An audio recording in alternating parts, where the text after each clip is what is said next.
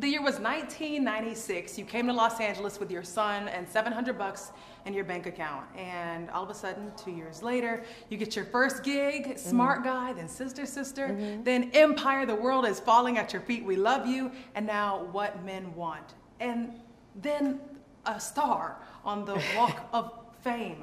Taraji, how does that feel? I think I'm still numb. I think it's gonna hit me at the ceremony because my grandmother will be there. She's 94. My mom, my family who know my struggle, my high school, childhood friends will be there. So, you know, it hasn't hit me yet. You know, it hasn't hit me. I hear it and I'm like, really? It's like you don't believe it until you see it. I think you're gonna cry, right? You're probably yeah, probably. I mean, you were just a standout in this movie, Taraji, so let's you. talk about it. I mean, you're shooting in Chicago, you're trying to do your boo thing in Los Angeles, and then you're coming to Atlanta to work.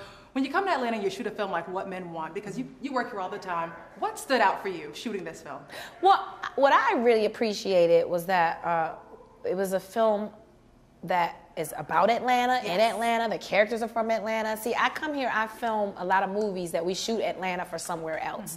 And it's almost like a dirty little lie, you know.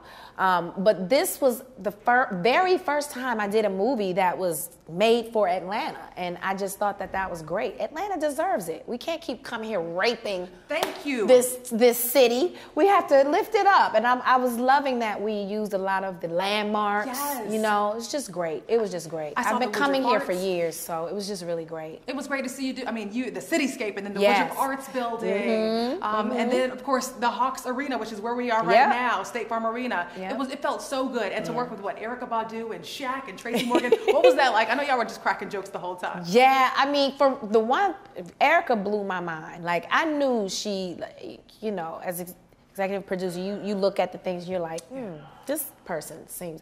When I read Sister, I hit Will right away. I said, this has got to be Erykah. This is nobody but Erykah.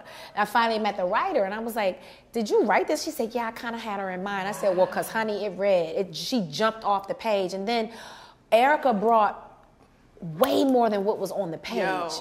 Like, so those looks we got, opposite when she comes down those steps and we're looking like that, we read the script and then she throw all this other stuff and we're like, those were really honest looks. We were like, what? I was wondering, was that scripted? I felt like some of the things she said. None of it was scripted. Most of it was, I mean, the gist was, but she colored it. She put so many layers and colors on that thing. No one else could do that role. And that's the type of work you want to do. You want to do the type of work where you can't imagine anyone else playing that role. And she did it. Tracy Morgan is just beautiful. He is a comedian to the bone. His job is to fill the world with laughter, and that's his mission. Like, every day he would come to set, I gotta figure out how to make you laugh, Taraji. You're kind of hard. Sound just like him. And you know, this movie also had a serious tone as well. Women in the workplace, women showing that they are enough. Right. You know, after seeing your movie, I'm like, I'm going back to 11 Alive, you know, NBC Atlanta, and I'm just like, yeah, I got, what's up? Yeah, where's my money? I'm just as good as you men. So what do you want, and not just women and not just black women, what do you want people to take away from the film? Something around the lines of, are they, you know, they are enough. I want people to take away from this film that this is a real struggle for women. I don't care what color you are. It is a real struggle for women. We're not making this up. We're not making it up so much so that there's a movie about it. You know what I mean? There's a movement. So this is very serious.